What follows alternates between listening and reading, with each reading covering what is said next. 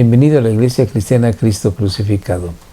Hoy día hablaré del tema Sufriendo por Cristo, basado en la carta del apóstol Pablo a los Colosenses, capítulo 1, verso 24, al capítulo 2, verso 5. Te ruego me acompañes en oración pidiéndole a Dios su bendición. Señor Dios, te damos gracias en el santo nombre de tu Hijo amado Jesús por tu palabra y te pedimos que nos enseñes, que nos edifiques y que tu santo nombre sea glorificado a través de nuestras vidas que han comprendido tu mensaje y que lo vivimos con la fuerza de tu Santo Espíritu. Gracias te damos por los méritos de nuestro Señor Jesús y en su santo nombre te rogamos nos bendigas. Amén. Pablo en el capítulo 1, verso 15, expresa que el Señor Jesucristo es preeminente, que el Señor Jesucristo es excelso, que el Señor Jesucristo es el primogénito de toda la creación. Comenté la vez pasada que esto de la primogenitura era un derecho que se le daba al hijo mayor en cuanto que iba a ser el representante de la familia o de la tribu y que iba a estar al cuidado de su familia o de su tribu. Y el padre de familia le daba una herencia proporcionalmente mayor al primogénito. Es así que Dios dice en el Salmo 2, verso 8, pídeme y te daré como herencia las naciones, hablando del Mesías que vendría aproximadamente 1000 años después de haberse escrito este salmo por el rey David. Así bueno, pues, hablando de esa preeminencia de nuestro Señor Jesucristo, Pablo sigue hilvanando esa idea, pero la mezcla con un concepto muy importante para todos los cristianos, que es que Dios tenía guardado en secreto o un misterio, como dice la Reina Valera, el secreto misterio de la salvación en Cristo Jesús para todas las naciones. Y para dar a conocer ese misterio, ese secreto del Evangelio, de las buenas noticias, Dios instituyó a ministros, entre los cuales está Pablo. Y Pablo va a diferentes lugares por todo lo que era el mundo antiguo del Mediterráneo para compartir las buenas noticias, causándole esto sufrimientos. Entre ellos tenemos, por ejemplo, que en más de una ocasión naufragó, en más de una ocasión fue perseguido, en más de una ocasión se desveló, ayunó en oración por los hermanos. Él trabajaba con sus manos para su sustento y no causar incomodidades o molestias a aquellos a quienes él había predicado el Evangelio. Que de acuerdo a las Sagradas Escrituras, Pablo era merecedor de todo apoyo. Sin embargo, él procuraba no solicitar este apoyo. Entre tantos sufrimientos que Pablo vivió, expresa aquí con una palabra de sufrimiento de una manera generalizada. Por amor a ustedes, dice Pablo a los colosenses, para hacerles llegar el Evangelio. Así que vamos a ver cómo Pablo se expresa en esta porción de la palabra de Dios. Dice así: ahora me alegro de lo que sufro por ustedes, los colosenses, porque de esta manera voy completando en mi propio cuerpo lo que falta de los sufrimientos de Cristo por la iglesia, que es su cuerpo.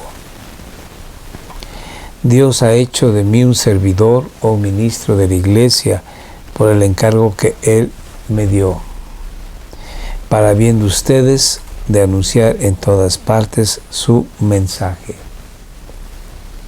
Es decir, el designio secreto o el misterio que desde hace siglos y generaciones Dios tenía escondido. Desde antes de la fundación del mundo, Dios ya tenía un plan de redención o salvación y lo llevó a cabo en tiempo y forma. Y no se había dado a conocer a través de los profetas veterotestamentarios o del Antiguo Testamento ese plan de salvación hasta que vino el Señor Jesucristo. Él lo reveló y sus ministros, apóstoles, ampliaron esta información, dieron a conocer este secreto. Por eso dice este designio, este secreto que Dios lo revela, pero que ahora ha manifestado al pueblo santo, o sea, a la iglesia de Dios. A ellos, al pueblo santo, a la iglesia de Dios, les quiso dar a conocer la gloriosa riqueza que ese designio encierra para todas las naciones, que ese secreto encierra para todas las personas de todo el mundo y de todas las épocas. Y ese designio secreto es Cristo, que está entre ustedes y que es la esperanza de la gloria que han de tener aquellos que crean en Jesús como su Salvador y como su Señor. Nosotros anunciamos a Cristo, dice Pablo, aconsejando y enseñando a todos en toda sabiduría para presentarlos perfectos en Cristo. Pablo no solamente da a conocer el Evangelio, sino que también enseña cómo vivir el Evangelio, para que de esta manera sean presentados perfectos en Cristo Jesús. Para esto trabajo y lucho con toda la fuerza de estar continuamente en oración, continuamente en ir a visitar a los hermanos y enseñarles de una manera presencial o por carta, de tal manera de que el poder que Cristo le da a Pablo le permite avanzar el Evangelio a las naciones. Pues quiero que sepan que estoy luchando duramente por ustedes, dice Pablo, por los de la Odisea, que es otra región en donde había otra iglesia y que pedía después Pablo que la carta de los Colosenses se leyera también en la Odisea. Vuelvo a releer: por los de la Odisea y por todos los que no me han visto personalmente. Lucho para que ellos reciban ánimo en su corazón, para que permanezcan unidos en amor y enriquecidos con un perfecto entendimiento que les permita comprender el designio secreto de Dios, que es Cristo mismo. Este secreto o este misterio es Jesucristo, nuestro Redentor y Salvador.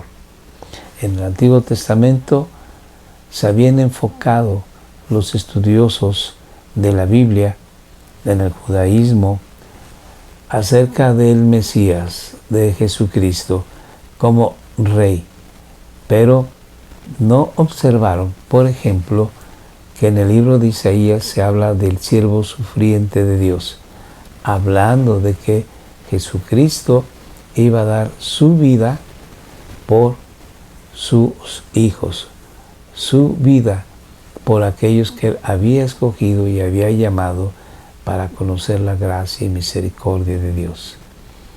Ahora es el tiempo, pues, en que esto se revela de una manera plena, perfecta y total. Y por eso dice Pablo que somos enriquecidos con un perfecto entendimiento que nos permite comprender el designio secreto de Dios, que es Cristo mismo. Y dice, pues en Él, en Cristo, están encerradas todas las riquezas de la sabiduría y del conocimiento. ¿Por qué dice Pablo esto?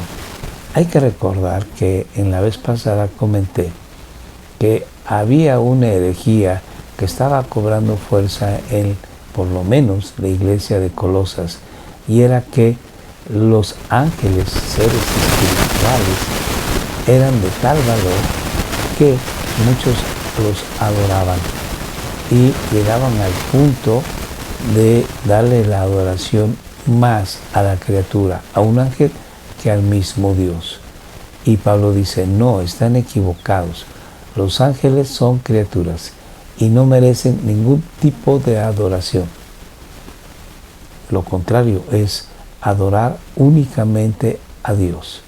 Y Pablo dice aquí que el Señor Jesucristo es la deidad plena y que tiene todo conocimiento y toda sabiduría, y que a Él se le debe de adorar. A Jesucristo se le debe de dar una plena adoración y a ninguna criatura en absoluto. Esto se lo digo a ustedes para que nadie los engañe con palabras seductoras. Esas palabras seductoras de algunos engañadores era que podían y deberían de adorar a ángeles o ídolos o cualquier otra creación, cuando no debe de ser, sino solamente a Dios. Pues aunque no estoy presente entre ustedes en persona, lo estoy en espíritu. Y termina diciendo, me alegra ver que tienen orden y que se mantienen firmes en su fe en Cristo. Pablo ha recibido de Epafras noticias acerca de la iglesia de Colosas. Epafras era un consiervo de Pablo y Epafras fue quien originó esta iglesia, fundó esta iglesia en Colosas. Entonces, querido hermano, esta porción de la Biblia nos enseña varias cosas. Una, que nosotros tenemos que esforzarnos por llevar el Evangelio a otras personas.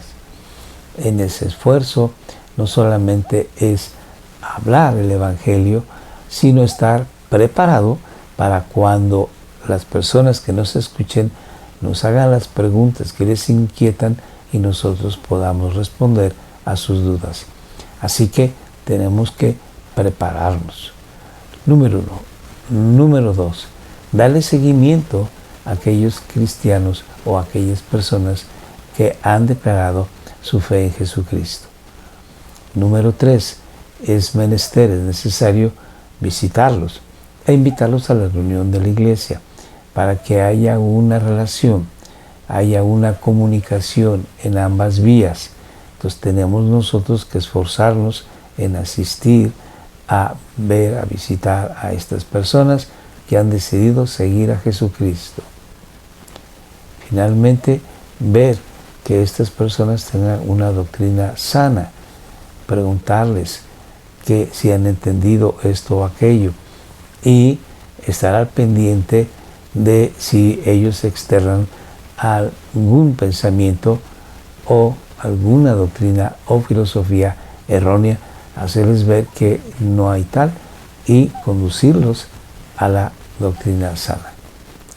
Esto nos lleva a esfuerzo y puede ser que sufrimientos, pero si nosotros hacemos bien nuestro trabajo, Dios bendecirá a esas personas y nosotros seguramente recibiremos del Señor Jesucristo un muy bien, buen siervo, fiel. En lo poco fuiste fiel, en lo mucho lo serás. Finalmente, hay que ver que nadie ni nada puede ni debe recibir adoración. Lamentablemente estamos en una cultura que, aunque ya no se adoran a ídolos, sí se adoran a personas. Sí se llegan a tener ídolos en el deporte, en la economía, en la política, en diferentes áreas de nuestra cultura. Y no debemos de seguir a estas personas de una manera tan ciega que no veamos sus errores. Y también, cuidando de lo que ellos expresan, conocer si están diciendo y haciendo lo que en la Biblia se nos enseña como lo verdadero, como lo sano. como lo santo, como lo bueno, como de buen nombre. Porque hay personas a las que podemos seguir y ellos expresan ideas erróneas, contrarias al Evangelio de Dios. Así bueno, pues, que Dios te bendiga. Gracias por estar con nosotros. Oremos. Gracias, Señor, te damos por tu bendita palabra. Te rogamos tú nos ayudes a vivirla de una manera que te agrade, que te honre. Ayúdanos a crecer en tu gracia y conocimiento. En el nombre de nuestro Señor Jesús. Amén. Y te agradecemos que estés con nosotros, ya sea en Facebook o en YouTube, todos los domingos a las 7 de la noche. Te agradecemos también que compartas estos videos. Muchas gracias. Dios te bendiga. Hasta la próxima.